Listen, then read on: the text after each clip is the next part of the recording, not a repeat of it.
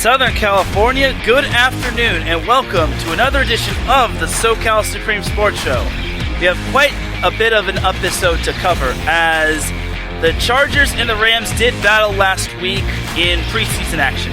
Which team came out victorious, and which team fell short? Spoiler alert, the Chargers came out victorious. But it's only preseason, so no big deal. And the Rams fell short to the Raiders, but that's okay. Again, it's only preseason. No need to hit the panic button. And then lastly, in terms of the NFL, the Chargers are playing the San Francisco 49ers right now as Asante Samuel Jr. picked off Jimmy Garoppolo. But again, it's only preseason. Anyway, other than that, we have some Southern California Warriors to talk about. Yes, not just mentioning them in terms of the sponsor, mentioning my weekend with them last week. What happened in their match against the Desert Scorpions, and did they reign supreme? Also, we have the Dodgers losing to the Mets again. But prior to that, they did win 9 in a row. And speaking of winning and losing, the Padres have been on a massive slump. Absolutely horrible. They have fallen out of their lead in one of the wild card races. Absolutely disgusting. They need a wake-up call. And also, the Angels are still the Angels. But hey, they at least won their series against the Tigers. And then the Galaxy and LAFC both lost, which was a very, very disappointing way to lose, especially for the Galaxy, which are now in 4th place. All that and more here on the SoCal Supreme Sports Show. This is Teran Rodriguez, bringing you another episode of the SoCal Supreme Sports Show here on iSports Radio, your direct feed for all that is sports.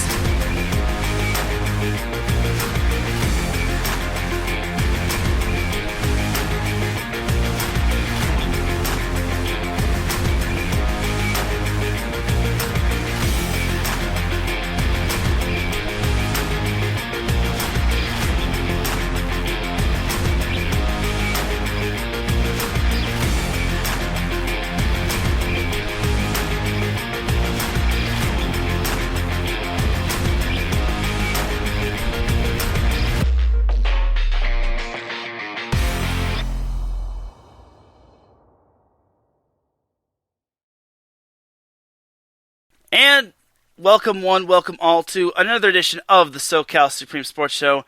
Thank you for joining me on this beautiful Sunday afternoon.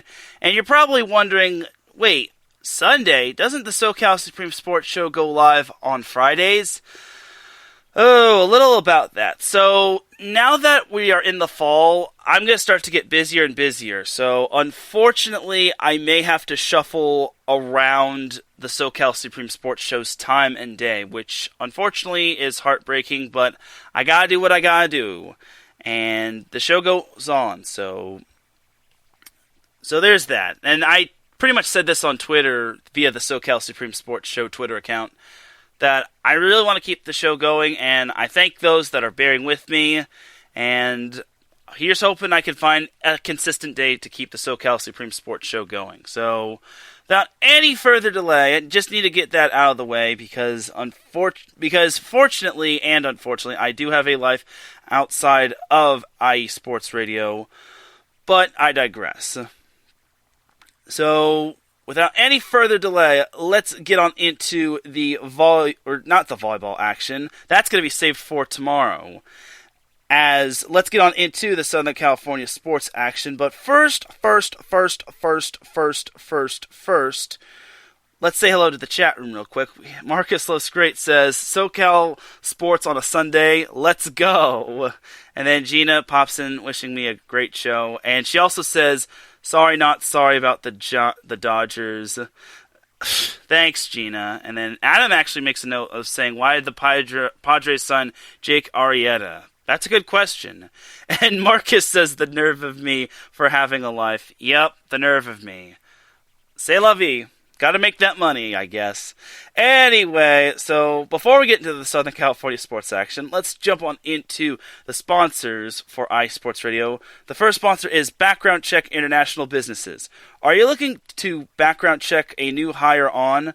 Let Kit Freeman take care of that for you. Kit founded and has managed Background Check International since 1994, and he's here to help you with the screening process.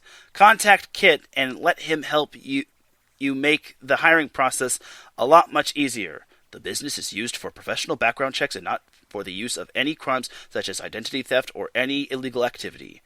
You could follow Background Check International businesses on social media through Facebook, Background Check International-BCI, and they also have their own website, www.bciint.com.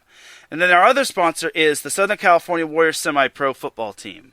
So first and foremost, congratulations to them on their win last weekend against the Desert Scorpions, but unfortunately this week they kind of had a bit of a tumble against the Las Vegas Saints. They lost 20-0, but it's okay. One loss does not define a team's season, as the Southern California Warriors are the second sponsor for IE Sports Radio. The world of semi-pro sports is unlike any other sports organization. Players pay to play in hopes of so many outcomes, whether it's playing to get film to try out for professional teams, big-time colleges, or just playing to stay in shape. No matter what, all semi-pro players have one thing in common, and that's playing for the love of the game. The SoCal Warriors have been on a quest to earn titles and give players second chances since 2017. Whether you're in Southern California or anywhere in the world, give semi-pro sports a chance if you love your sport. You may get that second chance you have been waiting for as an athlete. You could follow the SoCal Warriors on Twitter at SoCal Warriors, and you can also follow them on Instagram at Southern California_Warriors, and definitely follow them on Facebook by typing in the word Southern, the word California, and then the word Warriors. So thank you to the Southern California Warriors for being the official sponsor of IE Sports Radio, along with BCI businesses. As we also welcome Larry B in the chat room. He says, I know it's preseason, but Raiders. And yeah, go ahead and celebrate your Raiders win. I don't care if the Rams lost yesterday. I really, really don't. And Gina says she is live tweeting the 49ers-Chargers game right now, and she tells me to have a great show, and she's going to listen back. Yes, have a great live tweeting session of the 49ers-Chargers game. So, like I put on my own Twitter account, I will not get invested in that game. But do shout out to Larry B for popping in the chat room, as I hope you're feeling better with that hamstring injury of yours, buddy. This is actually the perfect segue to go into my first little topic. Story time with Teran. So, last weekend, I actually made the trip down to Fallbrook to check out the Southern California Warriors football game. And, honestly, it was really fun. I even got to PA announce, which was absolutely awesome. So, honestly, Fallbrook is pretty far, unless you live in the San Clemente area or the San Diego area, but it's a pretty cool place. It's kind of like up north. It's tough to describe it. It's kind of like the environment. It's environmenty. It reminds me of Palmdale almost. But I really liked the atmosphere that Fallbrook had. And the high school itself looked pretty cool as well. So, anyway, I got to meet the head coach of the SoCal Warriors, Coach Oki, or Okalani. I'm not even going to try to pronounce his last name just because I know I'm going to butcher it. He's a really cool guy, and I liked him. And I also got to see Larry B get a quarterback sack and a tackle for a loss on the opposing team. So it was all really fun and all. And the SoCal Warriors, like I said, they beat the Desert Scorpions 12-8. So recapping that game, the Warriors actually got off to a rocky start as their quarterback threw a pick six, and I basically had the old famous catchphrase #coast to coast butter the toast, and some of the Desert Scorpion fans loved it. I don't mean to try to aggravate people with that, but it was it was the perfect saying for that situation. Coast to coast butter the toast, and like I said, the Scorpions fans loved it. So it was already 6-0 because the 2-point conversion unfortunately backfired. And then on the next drive, not the next drive, eventually the Warriors scored and their 2-point conversion belly flopped. I guess we could use that word, as the score was tied at 6-6 through one quarter. Then in the second quarter, the Warriors scored on a passing touchdown. I think it was from 33 yards, as the receiver also did the whatchamacallit, the Justin Jefferson dance, kinda, into the end zone. And it was pretty funny. As we also say hello to BS3 Radio, aka Ben Sudworth III, as thank you for tuning in, my man.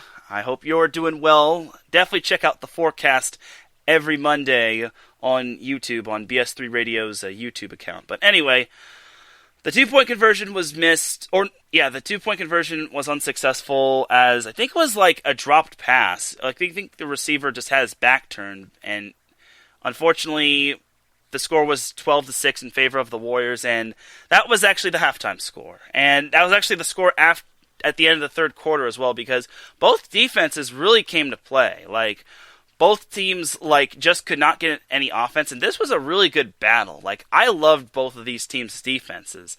They were getting interceptions. Number 22 of the Scorpions had 2 interceptions, and one of those was the pick six. So, good on you. Number 22. And then, for the SoCal Warriors, like I said, they got sack after sack, and they recovered quite a bit of fumbles. And that's what made me so invested in this game. And I was having a really fun time. I know I was supposed to be neutral, but I'm like, where's this been all my life? I'm like, this is some darn good football. And semi-pro football is kind of underrated, if you ask me. I don't know. I understand that the Scorpions lost a few players due to injuries, but they were resilient as heck. And the only score in the second half was actually courtesy of the Warriors, but not in the way you would all think. The Warriors scored, the Warriors didn't score. The Scorpions scored, but that was courtesy of the Warriors, because it was late in the game. The Warriors were backed up to their own 1-yard line. They had to punt, so I think it was their 2-yard line. Anyway, so the punter, instead of punting it, which would have been an awful idea, he just took the ball, scrambled around the end zone, then went out of bounds in the end zone, and then eventually the Scorpions scored on the safety, which was definitely the smartest decision ever. You definitely want to do that if it's late in the game and the other team's trying to make a comeback. So eventually the Warriors defense came up big, despite a few hiccups, and the Warriors were able to get the 12-8 victory. And I got to meet some of the players as well, but more importantly, I got to see Larry B in the flesh. As Adam says, who is the star of the Warriors, and why is it Larry B? That's fun. That's funny, Adam.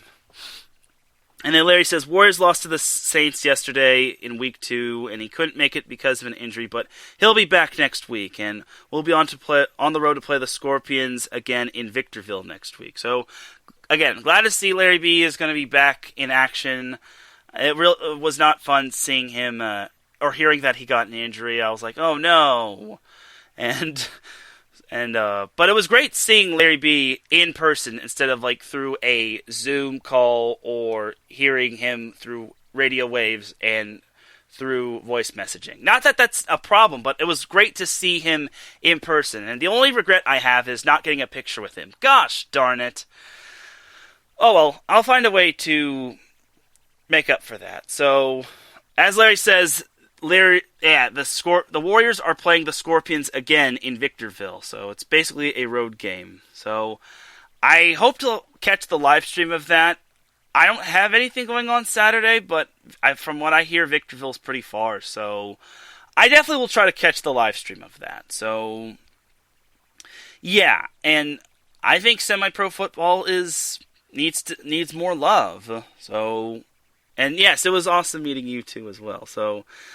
And Larry's asking, it was awesome to have you call that game, and then how about next time when we're home again on the 11th? We'll see. We'll see about it. I maybe might be available, but I'm not certain. So we'll have to work something out on our own time. But all in all, it was a fun time going down to Fallbrook. I had quite the adventure getting down there. It was a good adventure. I actually went down to San Clemente prior to that, and I got some grub. I haven't been in the deep heart of San Clemente in a while. I've been to the middle part to San Clemente High School, but I hadn't traveled deeper to like El Camino Real. So it was fun. Like, I learned something new about San Clemente, and then I found out where the end of the bus line to San Clemente is. So, cool stuff. So all in all, it was a fun time, and I hope to be there again. So, we'll see. So, I'm looking forward to seeing another SoCal Warriors game, and hopefully it'll be a fun time. So, that's pretty much story time with Teran right there when it comes to the SoCal Warriors. All right, now let's jump into the NFL. I'm sorry, but I enjoyed talking some SoCal Warriors, and hopefully I'll be able to talk about them in the near future. So now we move on to the NFL, where last weekend the Chargers and the Rams played, and the Chargers wound up being victorious. But I didn't really have too much interest because, number one, I was at the SoCal Warriors football game, and number two, it's only preseason. Like, the Chargers won 13-6. Whoop-de-doo. But everyone was, like, resting their starters. Like, the Chargers were resting most of their starters, and so were the Rams. And I guess there were, like, quite a bit of Chargers fans at the game as well, which some were even saying that they outnumbered the Rams fans, which I kind of want to believe, but I'd have to see it to believe it. So, anyway, I guess it was a good win for the Chargers. Larry Roundtree stood out for the Chargers. He's the running back. He has a good chance to be the running back, too, for the Chargers, because Justin Jackson is unfortunately hurt, and some of them are even making fun of him for being fragile like glass. But then again, glass wouldn't break that easily. So, unfortunately for Justin Jackson, he's hurt. Hopefully it's not too serious. It's just another injury for the Chargers, which, unfortunately, they've been dealing with that for quite a bit. I just hope it's not too serious. But then again, having Larry Roundtree is really cool.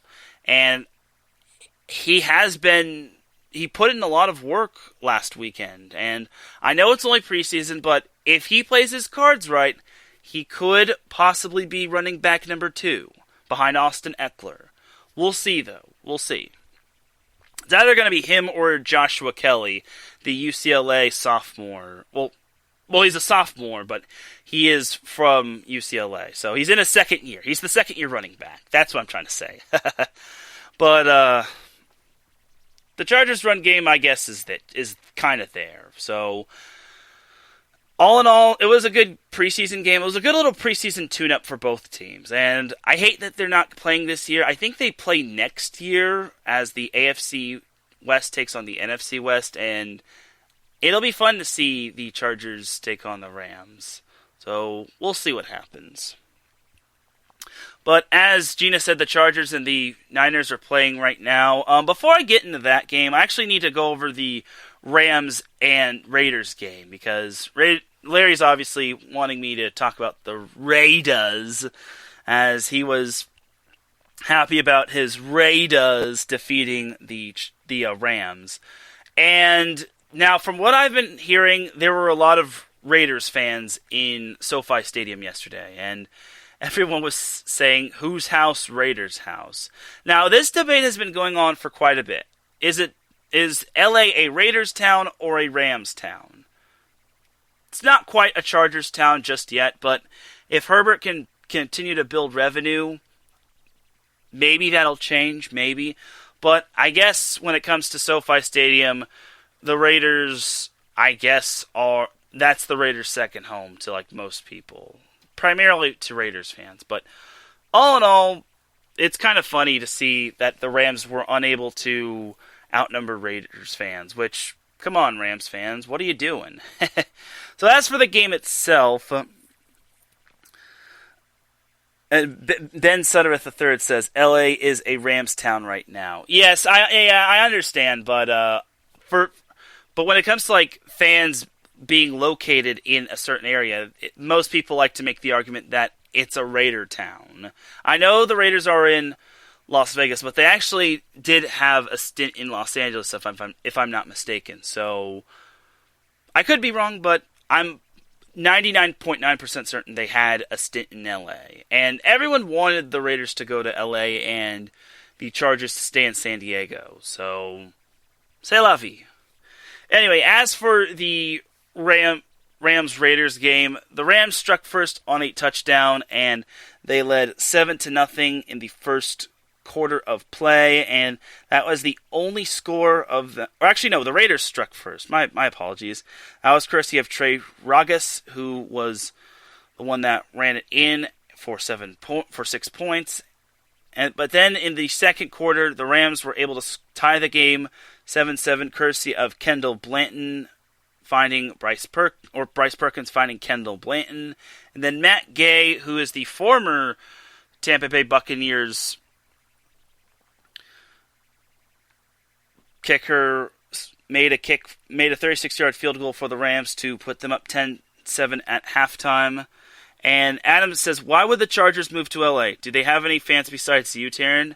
Well, here's the deal about that. So, unfortunately, the city of San Diego didn't want to rebuild Qualcomm Stadium, and Dean Spanos didn't want to pay the lease to stay in San Diego. So, unfortunately, he moved the Chargers to LA, which was a big market town, or big market city. And lots of San Diego fans were PO'd about that, and they eventually turned on the Chargers and Dean Spanos, and they decided to stop rooting for the Chargers altogether, which is quite the bummer. But for the Chargers right now, they're starting to gain more revenue and more profit with Justin Herbert. So, yeah, it was tough for the San Diego fans, but for me as a Chargers fan, I want to stay a true blue Chargers fan. I would hate to just back away from it. Every time I see the Chargers lose, I get frustrated on Twitter, and then someone always tells me, I don't know how you could stay being a Chargers fan. They just let you down every week, and every week. And I just say, well, it would kind of be a sin to just leave my team just because that's not how a true fan works. Take for example, Adam's a fan of the Chicago Bears. If he kept seeing the Bears lose game after game, I don't think he'd want to just up and leave and say, oh, I want to root for someone else, or root for the Packers, or the what's another team close to Chicago? Not the Lions. No one's going to want to root for that.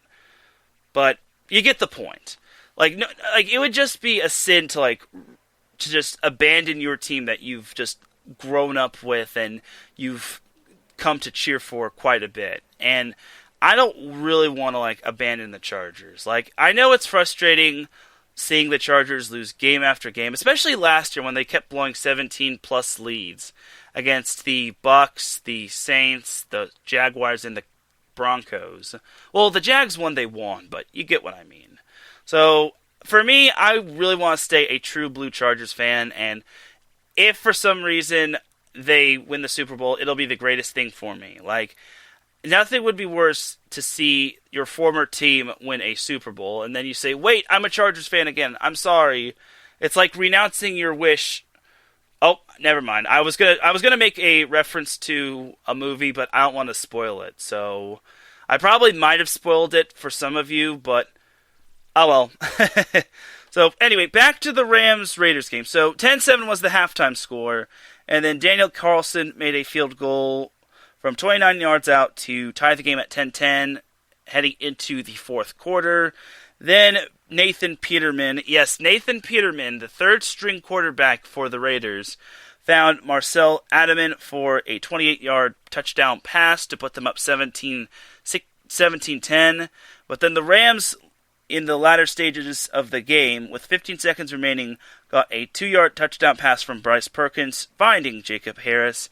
And this was a smart decision from Sean McVay. He went for 2 instead of just kicking the extra point, because I don't know if there's any overtime in NFL preseason, so I get the concept of going for 2.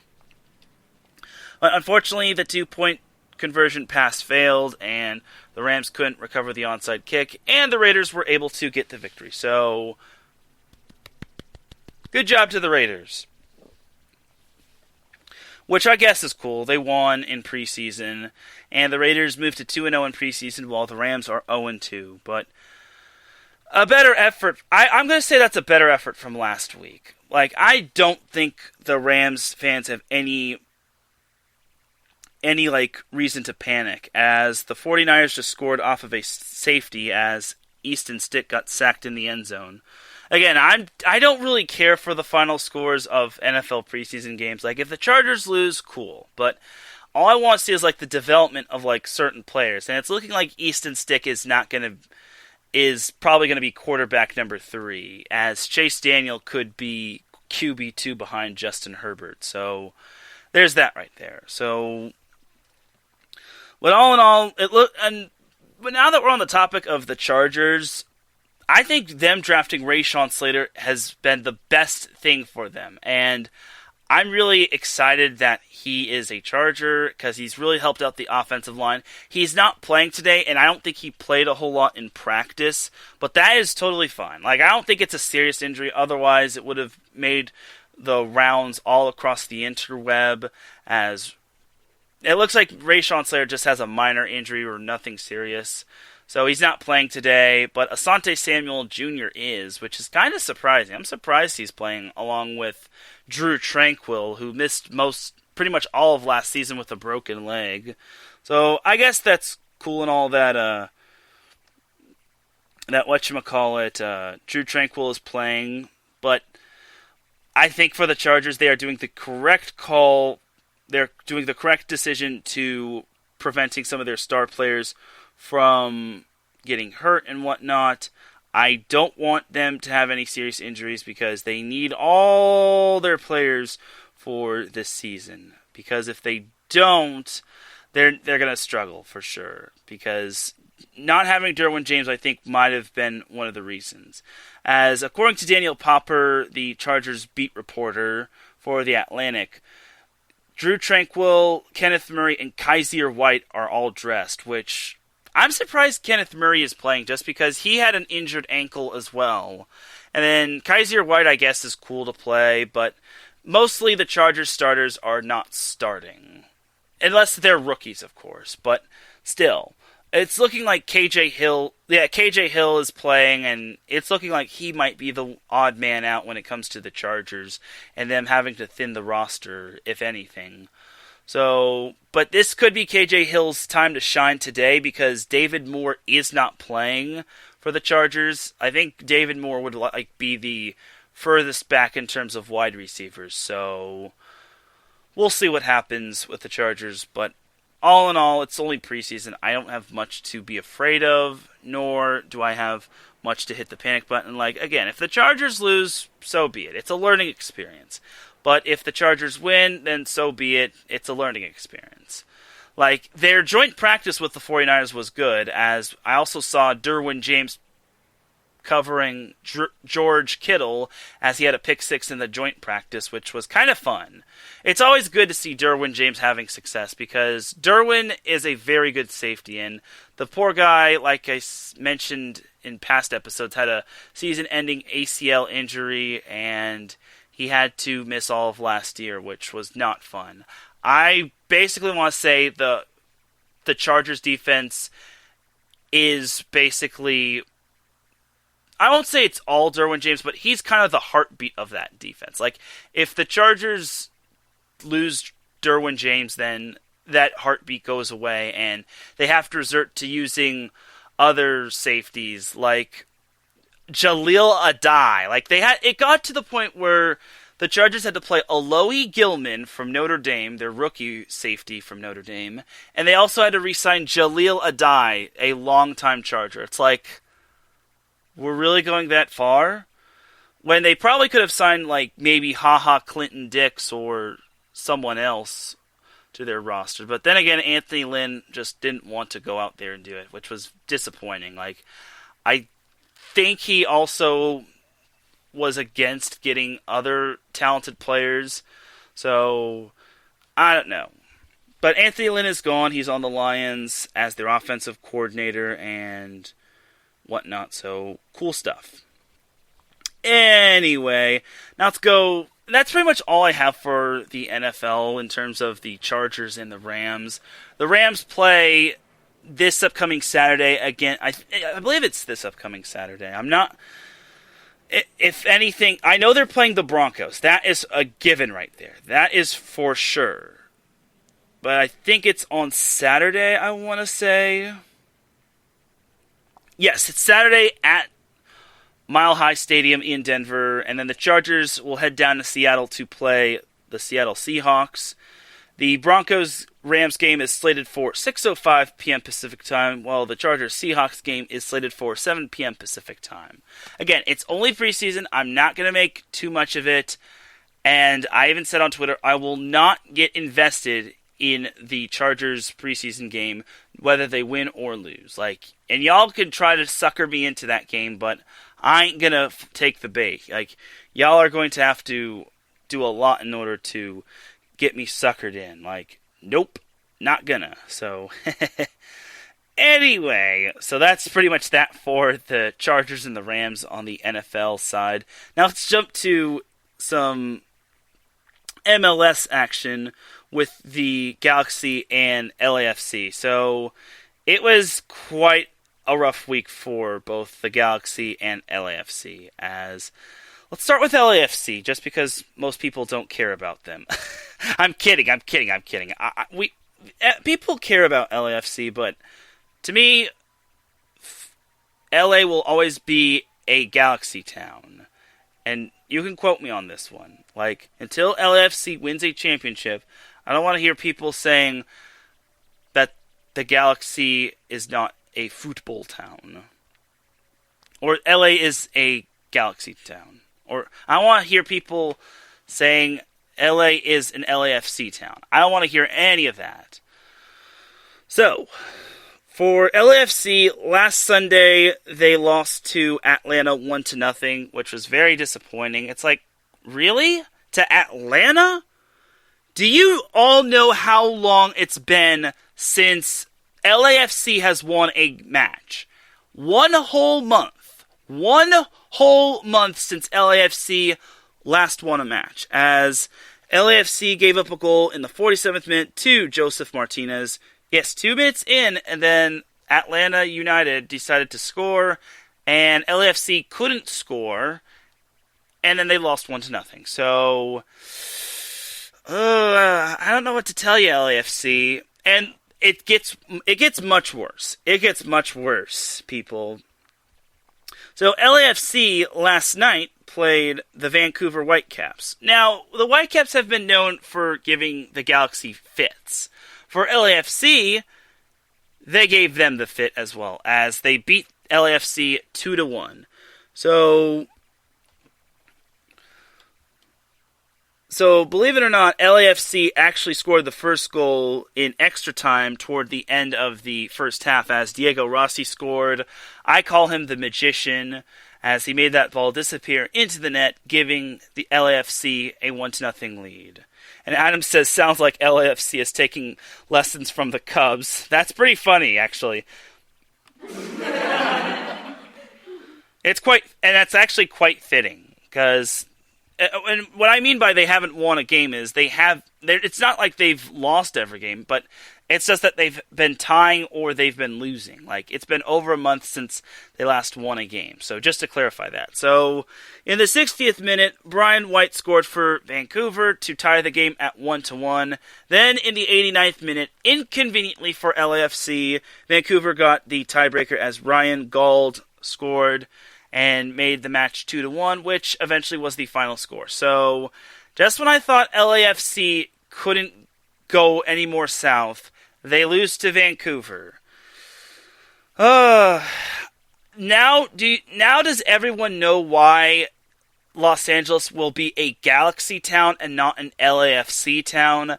I don't want to hear anyone saying that LAFC is Los Angeles' football team. I don't want to hear any of that. No more of that, please. Because my team, or Los Angeles' team, would not lose a month's worth of games, or not win a game for over a month. It's been that sad. And it's been sad to the point that LAFC is dropped to 9th place in the Western Conference. And they're they're even close to... Actually, they have the same number of points as Vancouver. It's just that the records are slightly different, as LAFC has 6 wins, 9 losses, 5 ties, while Vancouver has 5 wins, 8 ties, and 7 losses. So, I totally agree with Adam. LAFC is taking a page out of the Cubs' book, which is disappointing to say the least, because I understand LAFC losing to talented teams like Kansas City, but losing to San Jose... Now, San Jose has also been, I guess, somewhat hot, as they've actually made their way into the top 7. But losing to Vancouver? Vancouver was, near the bottom, and now they're starting to climb. They made Vancouver look like the Sounders. That's not a good comparison, but you know what I mean. So, and then you also have their July matches, which on July 28th, they tied with Minnesota 2-2, and they also tied with Vancouver 2-2, and then they lost to Portland on July 21st 2-1. LAFC's last win came on July 17th. That's how sad it's been when it comes to LAFC not getting a win in over a month. If they keep this up, they're not going to make the postseason. Luckily they have the MLS All-Star break this week, but they close out the month of August against the LA Galaxy in El Tráfico. And the good news for the Galaxy, or for LAFC, is that they are the home team this go around. But you kind of have to wonder, 4 losses in a row going into the break, that's not something you want to see if you're an LAFC fan and you're facing your rival. Speaking of the Galaxy, they're not excluded from what happened this past week. Oh no! So remember when I said the Galaxy was in striking distance of possibly trying to take over the top spot in the Western Conference, as they were, I think they were at the time I was doing my show, they were 1 point ahead of Seattle and then 2 points back of Sporting KC. Unfortunately, that changed because Seattle won. But it gets a lot worse. It gets worse. So last Tuesday, the Galaxy returned home only to lose to Colorado 2-1, which that was disappointing on its own. What was even more disappointing was that they allowed Colorado to strike first off of a penalty shot. It's come on. And they even gave Colorado lots of penalty shots. It's what are you doing, Galaxy? Luckily, Colorado just kept on squandering those opportunities. Otherwise, it would have been 2-0, if not 3-0, early on in the first half. Fortunately for the Galaxy, they got the equalizer courtesy of Rayson Revolson, as the first half was tied at 1-1 at the intermission. But then the 73rd minute, Colorado got the tiebreaker courtesy of Andre Shinyashiki, as that put Colorado up 2-1 and eventually gave them a crucial win, because, well, Colorado was right behind the Galaxy going into this match. So the fact that the Galaxy lost a crucial game to one of their rivals really hurt them. But it gets worse for the Galaxy. So this past Friday, the Galaxy stayed at home to take on the San Jose Quakes, which was pretty much their rival. And it was no goal. It was 0-0 at the end of the first half.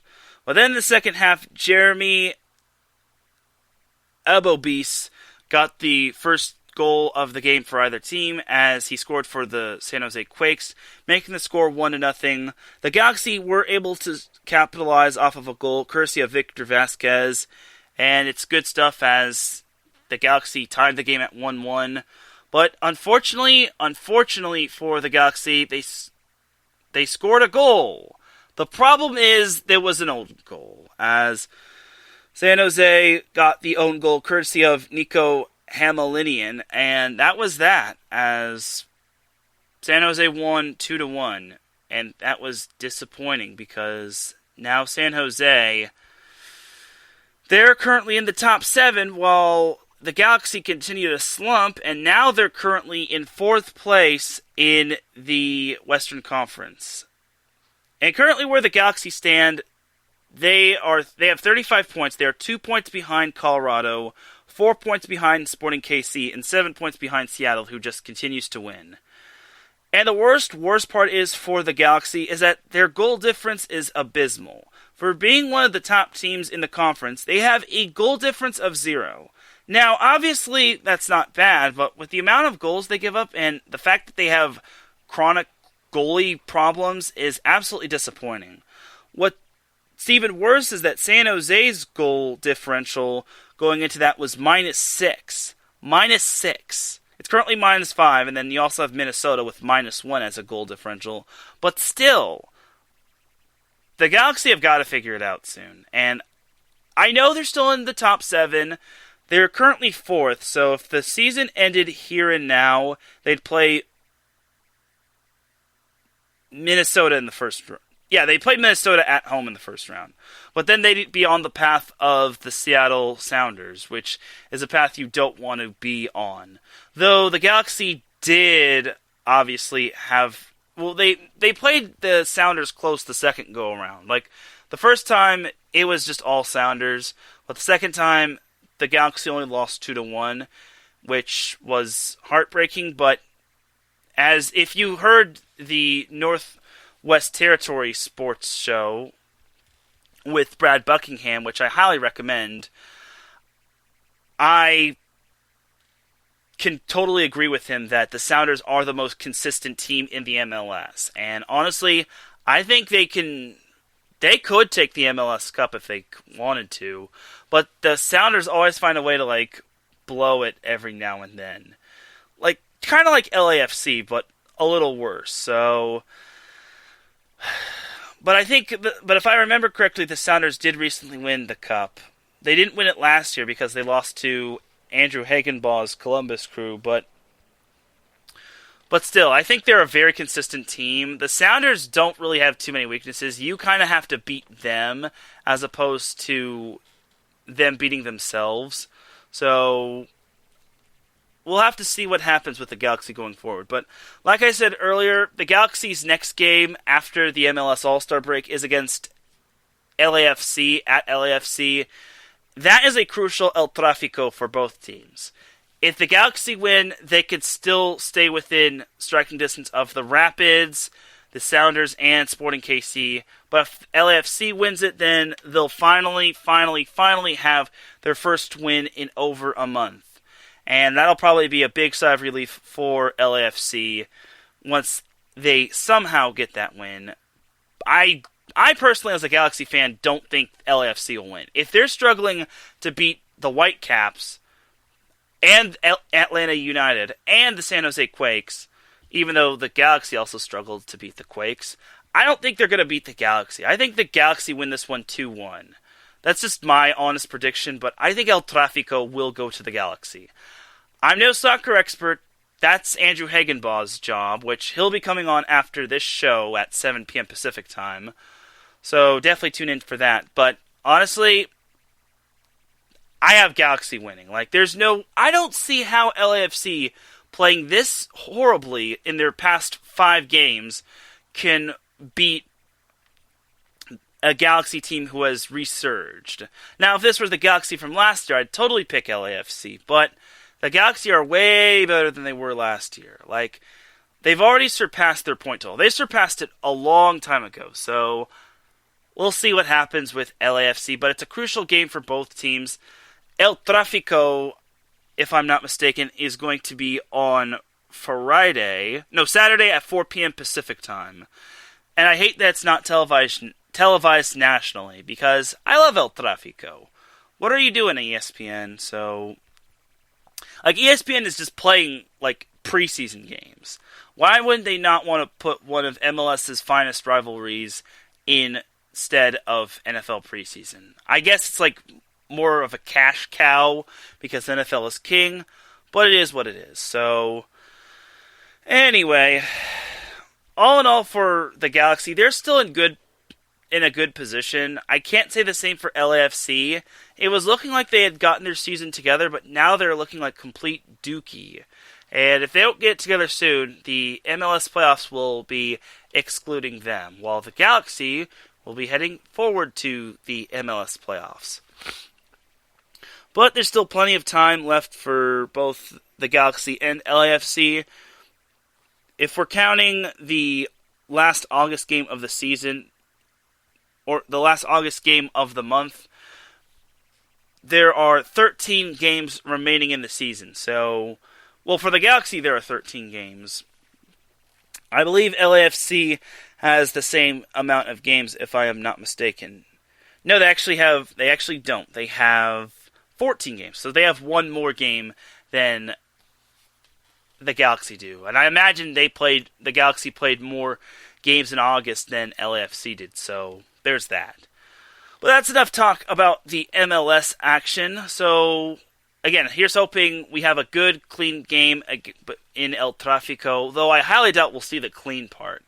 Pretty sure there are going to be lots of cursing, lots of trash talk, lots of flopping, lots of slide kicks, lots of everything when it comes to El Tráfico, just because it's El Tráfico. So, circling back to the Chargers and 49ers game, the Chargers are ahead 7-2, and I'm getting suckered into this game. Gosh darn it. No.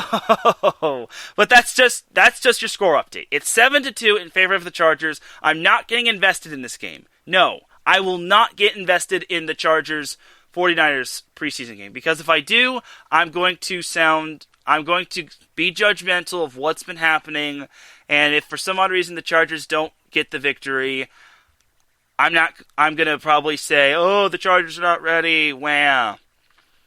So, there's that. On that note, let's take ourselves a quick break. When we come back, we will have some MLB talk, as the Dodgers, well, prior to today's game, they were red hot, and for the Padres, they were absolutely atrocious. They've been absolutely atrocious. And also, I see you laughing in the chat room, Marcus, trying to sucker me in, but this fish ain't getting caught without a fight. And then we'll also talk some Angels and how they're struggling, even though they swept the Tigers. We don't care about the Tigers. It's no big deal if you sweep the Tigers. And then lastly, we have our Dum Dum of the Week award. This was chosen well far in advance, but we shall see who the Dum Dum of the Week award is, as you are listening to the SoCal Supreme Sports Show here on iSports Radio, your direct feed for all that is sports.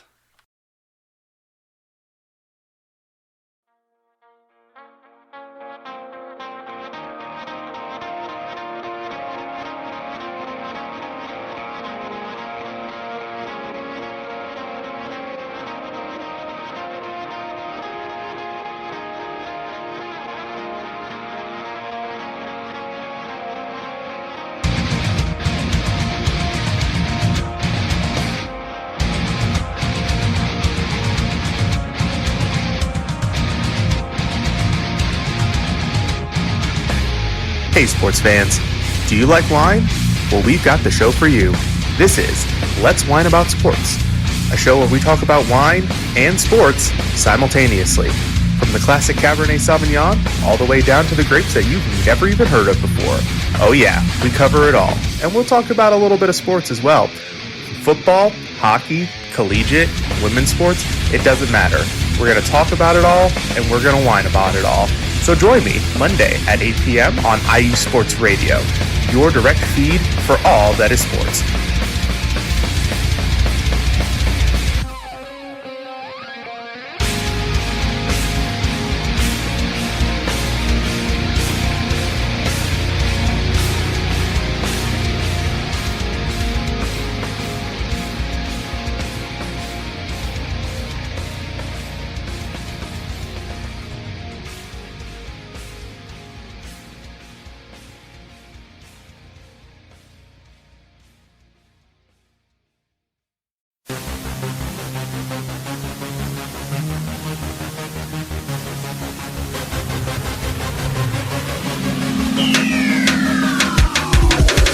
What's up, everybody? This is Teran Rodriguez.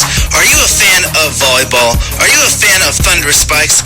Then I have the show for you, Set Point, where I cover NCAA men's and women's volleyball, high school boys and girls volleyball, beach volleyball, and even professional volleyball. Catch the action every week here on IE Sports Radio, your direct feed for all that is sports.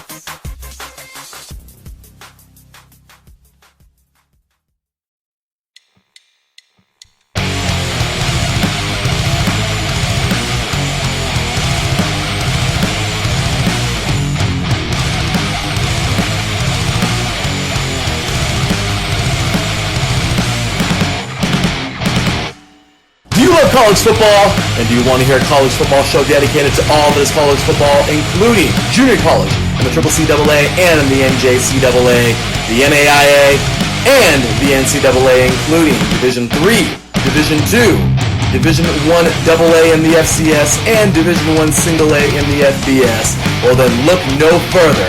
Join myself, Larry B., and my colleagues, Mr. H-Town Blake Henley, and Mr. Christian Espinoza, each week during the college football season for the latest in college football on 3 and Out College Edition, right here on IE Sports Radio, your direct feed for all that is sports.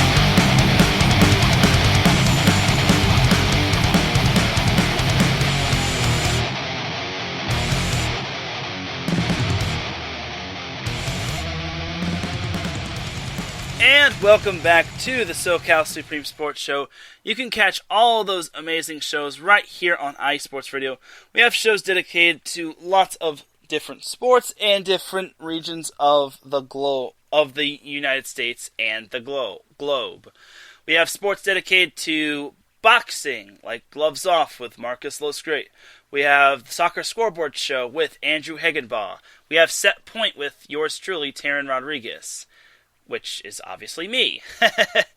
And we have 3 and Out College Edition dedicated to courtesy of myself and Larry B. And that show is dedicated to college football, not just in the NCAA, but in like junior colleges and through every division. So definitely do check out those shows. And we also have regional shows such as Chi-Town Weekly with Adam Karnick.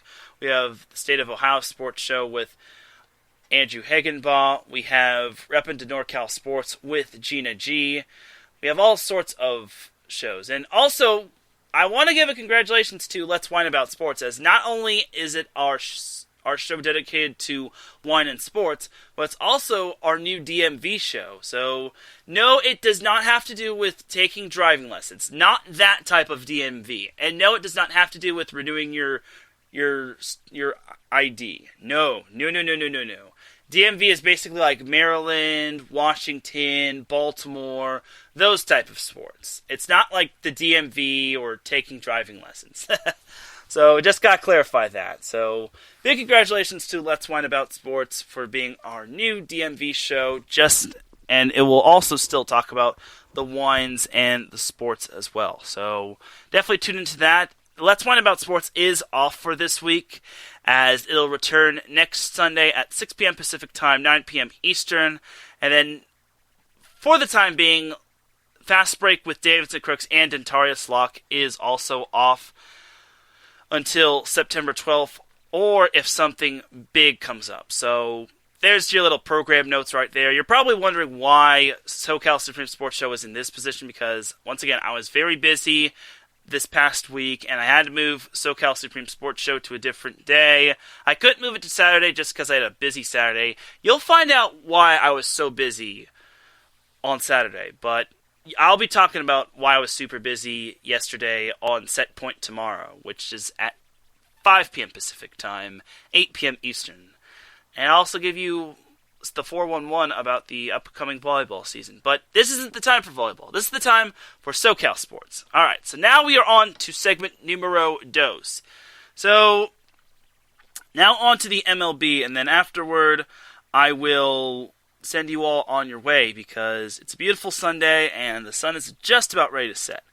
So, for the Dodgers, they were actually on a 9-game winning streak before today happened. Today they lost 7-2 against the Mets, but they already won the series against the Mets. This past week, they had swept the Mets. They actually took the 3 games last week in New York, having swept them 6-5 in the first game, 2-1 in the second game, and 14-4 in the third game. And 2 out of those 3 wins actually came in 10 innings. So that's funny right there. This past Monday, we had the Dodgers sweeping the Pittsburgh Pirates. The first game ended in a very narrow 2-1 victory for the Dodgers. I'm surprised that it was that close. It's like, really? And Kenley Jansen also came in for a save, so that was awesome. And then the Dodgers also won 4-3 in game number 2. Once again, Kenley Jansen got another save, even though the Pirates tried to make a little bit of a push. And then the Dodgers shut out the Pirates 9-0, which was great stuff as this guy named Mitch White was able to get the win, which was his first win of the day, or first win of the season.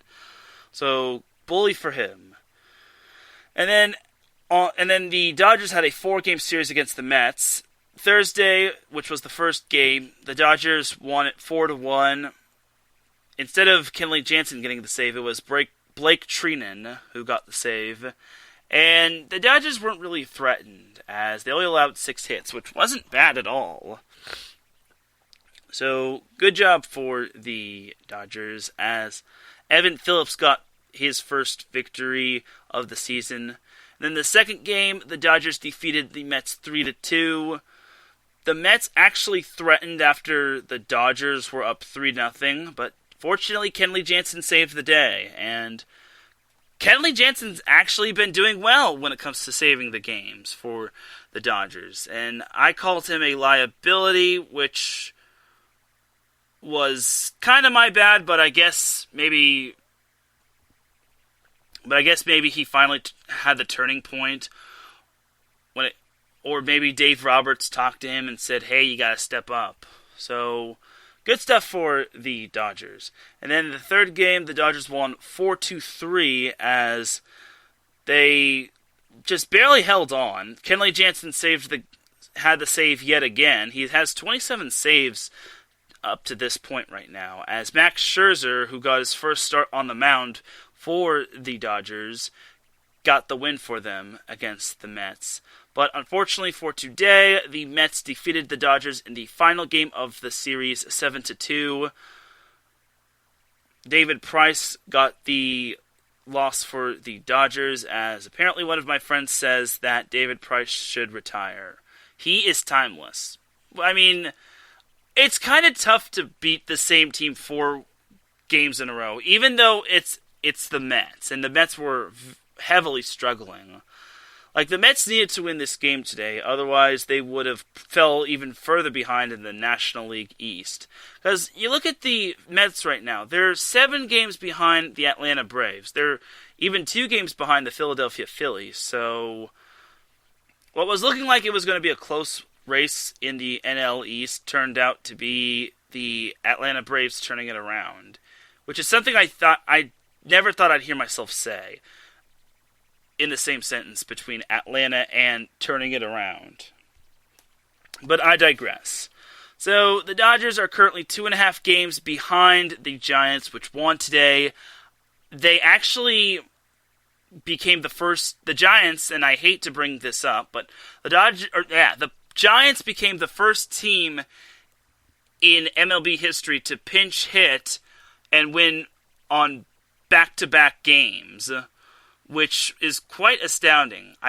That's what I was heard. That's what I was told from what I heard from my sources. But that is quite the astounding stat right there. You'll probably hear more about the Giants when Gina G talks about them on their show, which I hate how she said that sorry not sorry about the Dodgers. Blech! Thanks, Mets. Thanks, Oakland A's. And thanks, Mets. Appreciate you. Come on, Dodgers. What are you doing?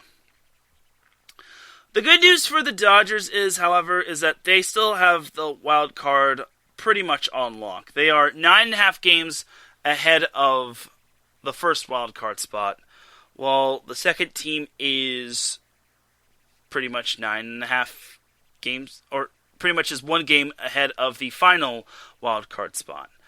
A team that I don't expect to see getting the wild card spot in the American League is the Angels, as they have been struggling as of late. They lost 2 out of 3 to the Astros. They lost 4-1 in the first game. They gave up 4 runs in the first inning, and unfortunately Patrick Sandoval took the L. But you have to admit, Zach Greinke really pitched a gem of a game for the Astros, and now the Angels are probably kicking themselves for letting Greinke go. So, sorry Angels, it's all on you. And it was a grand slam. It was a grand slam that the Angels gave up, which that basically rubs more salt into the wound. So, yuck. Then the Astros defeated the Angels 8-2 in the second game. The Angels scored 2 runs in the first inning. That was it. Because the Astros then went on to score 8 straight runs going forward. They scored 3 in the third inning, 1 in the fifth inning, and then 4 in the sixth inning as Jaime Barria took the L for the Angels. It was his first loss of the season, but he hasn't been called upon that much. So, yay. And then the Angels salvaged a win against the Astros in the final game of the series as they beat the Astros 3-1. The Astros scored in the third inning, and that was it, because the Angels scored in the 5th, 6th, and 8th inning as they scored 1 run each. As Reed Detmers was able to get his first win of the season, which I guess was good. And then Raisel Iglesias was able to pick up the save for the Angels. But the Angels are still having a crap year. Then on Monday, the Angels had a makeup game against the New York Yankees in Yankee Stadium because that game actually got rained out. And unfortunately for the Angels, they lost to the Yankees 2-1. And disappointingly, the first inning was what nipped the Angels in the butt because they scored in the first inning courtesy of Justin Upton. And then Joey Gallo knocked in a 2-run home run, which brought Joe Judge home, which was disappointing. And not Joe Judge. It was Aaron Judge. I'm thinking of the New York Giants. Yeah, Aaron Judge, not Joe Judge. But in that game against the Yankees, the Angels only squeezed out 3 hits. Well, I do admit that it was pretty good to see the Yankees only get 5 hits, but when it came down to it, the Angels just couldn't have that big hit. It was so disappointing. Even Shohei Ohtani went 0 for 4, which was very sucky. And David Fletcher also didn't have a hit, which was also sucky. It was not fun for the Angels, so can't blame him though. As Garrett Cole, a Southern California product, got the win. And boy, are the Angels should be kicking themselves for not getting Garrett Cole. Like, they decided to go for Anthony Rendon, and unfortunately, they missed out on Garrett Cole. And guess who Garrett Cole is dominating with? The Yankees. But you have to admit the Yankees are the hottest team. And then one of my friends who was celebrating his birthday said that this was a huge win. I kind of don't understand why it was a huge win. I know it was huge for the standings, but you beat an Angels team missing Anthony Rendon, Mike Trout, and who was having an average pitching season this year. And no, I am not being salty. I'm just saying it as it is. So that's pretty much how the Angels lost to the Yankees. Though their pitching wasn't terrible, it was just that their hitting was silent. And Marcus says hottest team in baseball. Facts. Marcus is actually correct. They are the hottest team in baseball. So the good news for us Angels fans, well, when I say us, is that the Angels swept the Detroit Tigers. They won the first game 8-2 as... I don't really need to explain... Well, no, I should explain it. The Angels and the Tigers were actually tied 2-2 heading into the top of the ninth inning, where the Angels brought in not 1, not 2, not 3, not 4, not 5, but 6 runs. As Myers was able to get the win for the Angels, as the next game saw the Angels defeating the Tigers 3-1, as the Angels never trailed in that game, and Shohei Ohtani was the one that got the win, which was great stuff for him. He is 8-1 on the season, and I imagine he's going to be making a case for MVP. Even though I don't really expect him to win, if he wins it, cool, but the Angels aren't really a playoff team.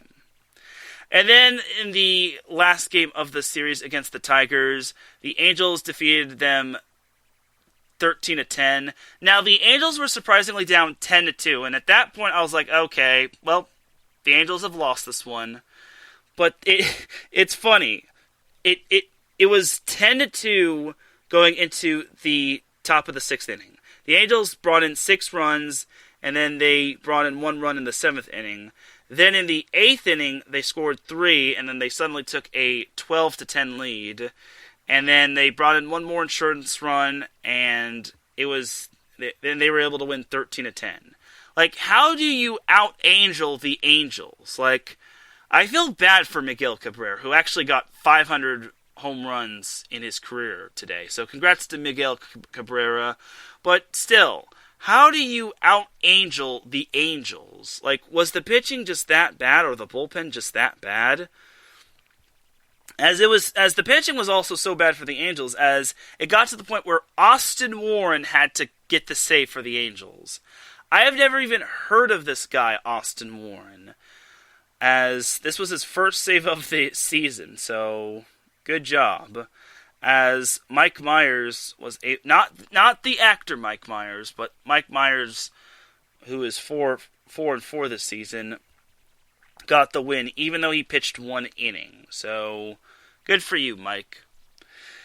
Anyway, going into this weekend, the Angels took on the Cleveland Indians, soon to be known as the Cleveland Guardians, as the Angels lost Game 1 to the Indians 9-1. Long story short, the Indians put up 5 runs through the first 2 innings, and they had 15 hits. That was it. I don't need to speak about that game anymore. Then in game number 2, the Indians defeated the Angels 5-1 as they put up 3 runs in the 3rd inning and then 2 runs in the 7th inning. I don't need to speak any more about that. But also, the Angels, once again, had hitting issues as they only put up 3 hits in this game. 3 hits against the Indians, a team that had been heavily struggling and that found itself pretty much nowhere near first place in the AL Central. It's come on, Angels. What are you doing? It's so bad. The Indians are the closest team to the Chicago White Sox in the AL Central. It's that's how sucky the AL Central is.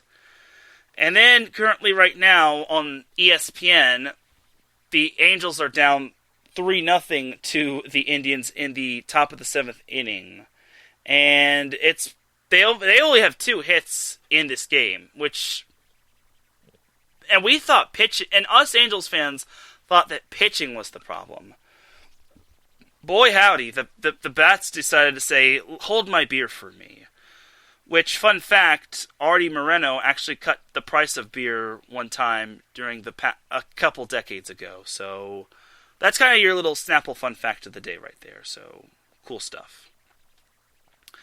So that's pretty much that for the Angels. They're about to fall 2 games under 500, while the Indians are about to climb to 500, should the Indians hold on. Now we gotta go to the Padres. Oh, the Padres. Padres. What are we witnessing with this team? Let me tell you what we're witnessing. We are witnessing the Padres imploding. So last weekend, we had the Padres losing 3 out of 4 to the Diamondbacks. 3 out of 4 to Arizona, the worst team in the MLB. They lost the first game 12-3, the second game 3-2, the third game 7-0, which is a big yikes. That's not only a big yikes, it was a big yikes because it was a no-hitter for the Diamondbacks. A no-hitter to the worst team in the league. What is going on with the Padres? I'm no Padres fan, but how? What are you doing? This guy, Tyler Gilbert, managed to pitch a no-hitter against the Padres. I thought this Padres team was supposed to be everyone's lovable underdogs. Well, they got the underdog part right, but I don't think anyone's going to be loving them. But it gets worse. It gets better. It gets better for the Padres. The Padres, remember how a few episodes ago I was talking about how the Rockies have been the Padres' Achilles heel this year? The Rockies swept the Padres this past week. On Monday, the Rockies beat the Padres 6-5. Tuesday, the Rockies beat the Padres 7-3. And then this past Wednesday, the Rockies beat the Padres 7-5. Fortunately for the Padres, they got a day off, but that actually did not help them in any way, shape, or form because they dropped 2 of 3 to the Phillies.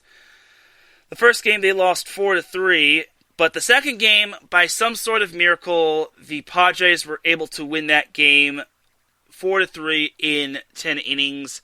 Believe it or not, the Padres to my surprise, rallied back in the bottom of the 9th inning, and they were able to win, despite both teams only producing 4 hits, which I kind of find that hard to believe, but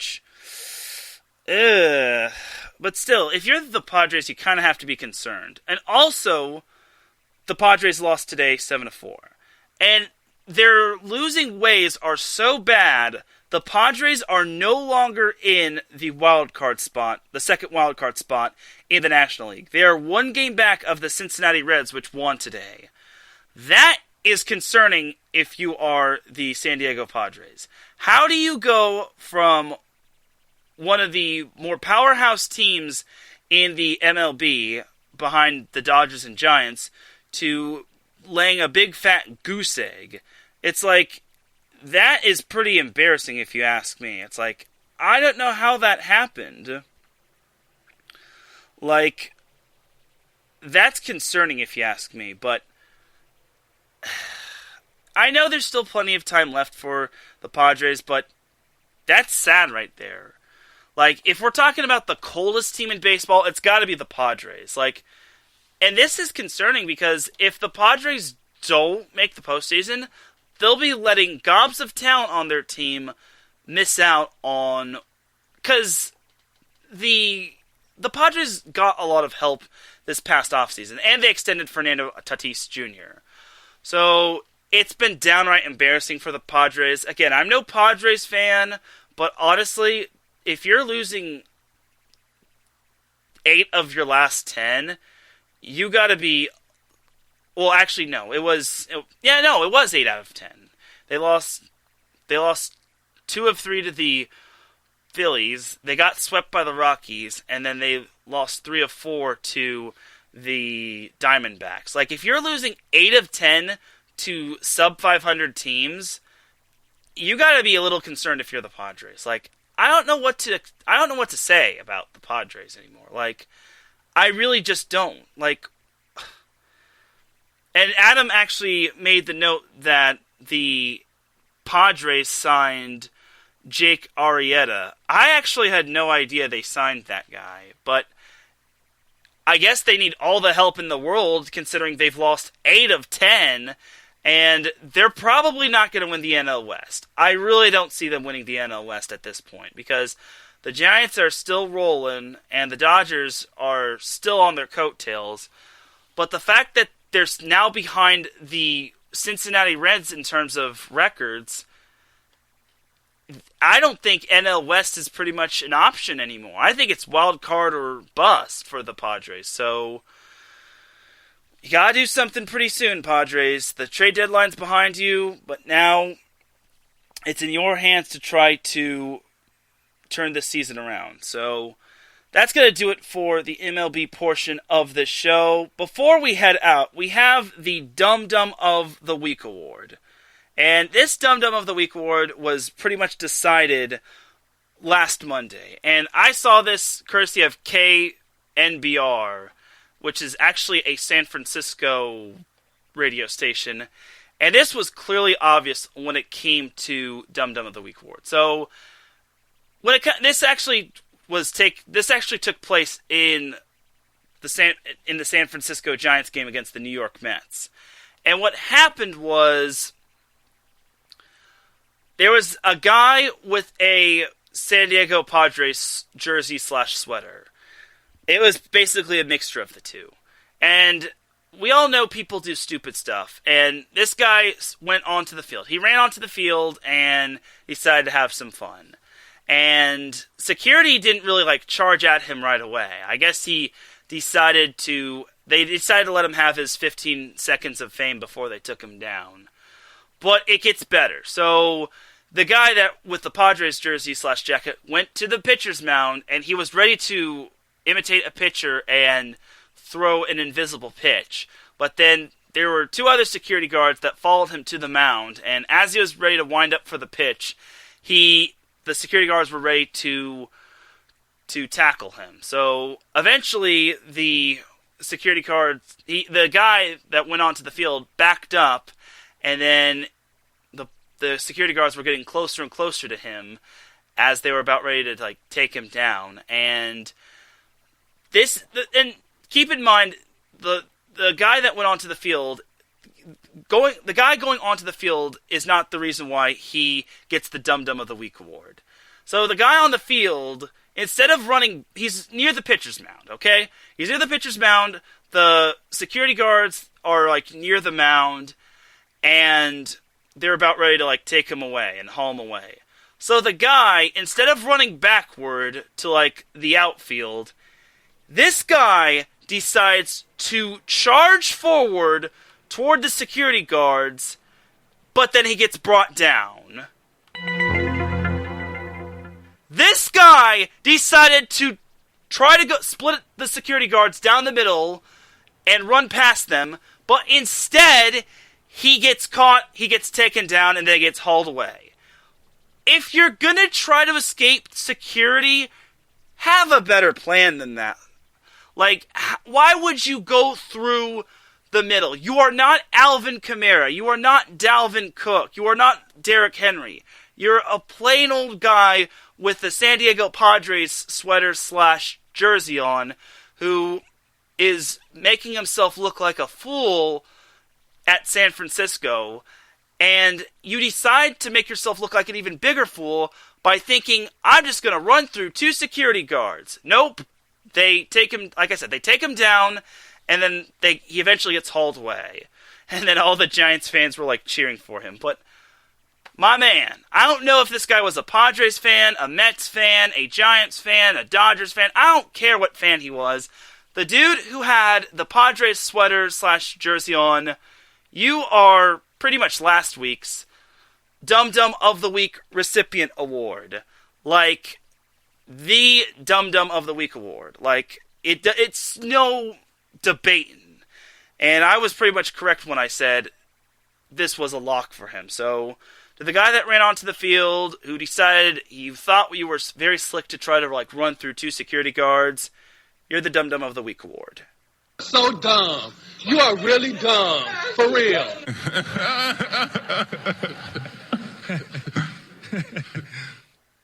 And that, my friends, is your Dum Dum of the Week award. This man tried to run through two security guards, and then he got brought down. You are not Dalvin Cook. You are not a star running back. You are a guy who went onto the field and tried to have some fun, and then got brought down to the ground. Imagine if there were security dogs there. Imagine if there were other security guards there. And imagine if this was played on national TV. It's already being posted already all over the web, but still. This whole running onto the field thing has gone from funny to ridiculous to face-palming in the span of pretty much really quick. Like, at first it's funny, and then it starts to get old, and then now it's just people being stupid. No one is safe from the Dum Dum of the Week award. Not anywhere, not any time, not any place. Even in NorCal, you could still be the Dum Dum of the Week award. And if any of y'all have any Dum Dum of the Week award nominees, definitely do let me know. But on that note, that is going to do it for this week's episode of the SoCal Supreme Sports Show. I will be back tomorrow with Set Point, and I'll also be back with the SoCal Supreme Sports Show on Saturday at 6 p.m. Pacific Time. But for right now, it is that time, ladies and gentlemen, to get on out of here, because I gotta make me some dinner and get ready for Andrew Hagenbaugh's show, the Soccer Scoreboard Show. You dig? Once again, thank you all for tuning in to the SoCal Supreme Sports Show, and thank you all once again for bearing with me through this week. Again, I'll try to keep the SoCal Supreme Sports Show as consistent as possible. I really don't want to take any weeks off unless I have to, but it is what it is. If you are listening live right now, I appreciate you listening. If you are listening on the playback, I really, really appreciate you listening. If you're listening in the wee hours of the morning, I really appreciate you. If you're listening at any time, any place, anywhere, I really appreciate you. Big shout out to the chat room, Larry B, Marcus Losgreat, Adam Karnick, Ben Sutter III, and Gina G for tuning in. I appreciate you, and I also appreciate you tuning in the near future, Gina G, as currently you are live tweeting the Chargers 49ers game. Which, on that note, I'll give you all one last scoring update. It is 10-8 in favor of the Chargers at halftime. That's your final scoring update you'll get from me right now. But for everyone here at IE Sports Radio, this is Teran Rodriguez signing off. You all have yourselves a great week. Do good things. Be a great person. Don't judge other people. And don't be a jerk. And if you're going to try to squeeze in some last beach time, make sure you wear your sunscreen. And if possible, try to get vaccinated if you can. Just try to be a good person. So have yourselves a great rest of the week. I will see you all tomorrow for Set Point. And remember, SoCal is for SoCal. Peace!